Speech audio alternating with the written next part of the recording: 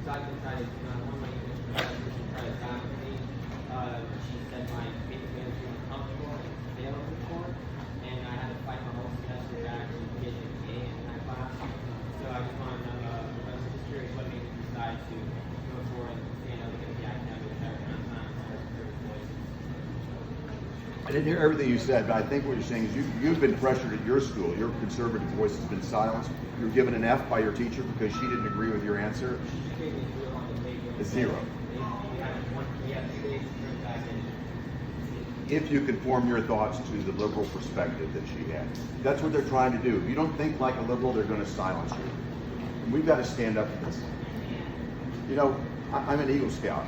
My 2 sons are Eagle Scouts. My sons have been persecuted like you in class, and they've stood their ground. I think as parents, when we see something like this, we need to reach out. We need to make an appointment with that principal.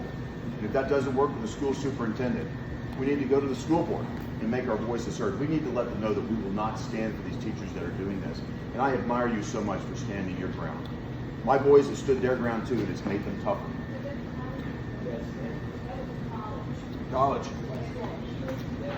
It's even harder because they have something called tenure there. Yep. Yeah. That makes it a bigger challenge for us, but we need to continue to stand and carry the fight on. We need to stand up against these huge technology platforms. You know, they operate under a special law that gives them special privileges.